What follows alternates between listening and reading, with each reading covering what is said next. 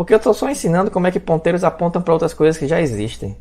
Se essas coisas já existem, por que eu não uso elas? Por que eu preciso do ponteiro? Aparentemente eu não preciso.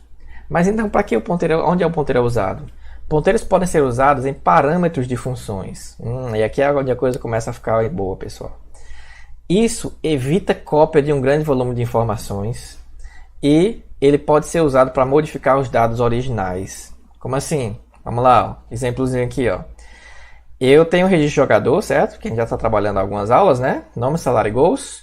Aí eu criei novato. Quem é novato? É um jogador. É uma variável do tipo jogador, é um registro. Aqui não tem vetor, aqui não tem ponteiro, aqui não tem nada.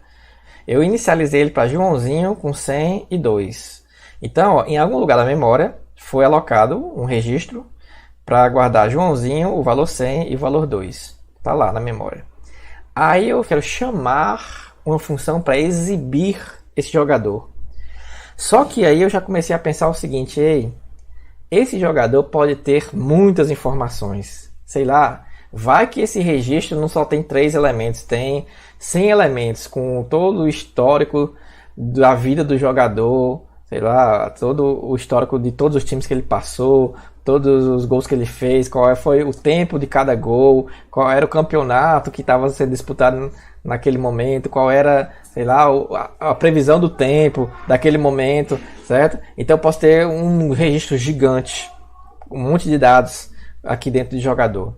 Então vai que isso daqui é uma coisa muito grande e eu não quero, eu sei que se eu chamar uma função e eu passar novato, normalmente eu vou estar passando uma cópia de um grande volume de informações. E eu não quero isso, tá? Então, para eu não ficar copiando essas informações na memória, o que eu posso fazer? Em vez de passar novato... Opa, e aí, Miguel? Em vez de eu passar novato, eu passo o endereço de novato.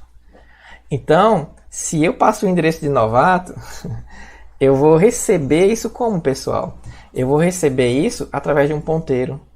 Então perceba que aqui a função exibir ela não está recebendo um jogador, ela está recebendo um ponteiro para um jogador. E aí, ó, o que acontece? Eu passo o endereço de novato, aqui eu recebo esse endereço em PTR, e aí como é que eu acesso os campos?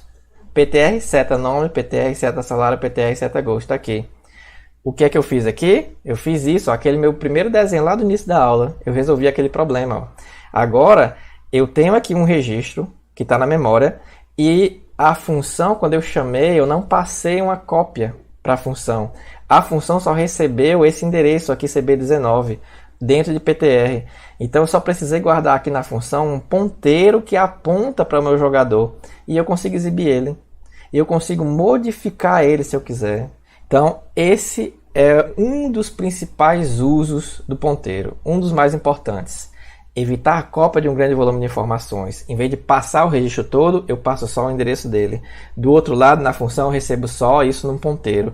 E o ponteiro agora eu já sei usar, porque eu passei a aula todinha mostrando para vocês como é que eu uso o ponteiro para apontar para isso, para aquilo outro, como é que eu acesso, como é que eu deixo de acessar.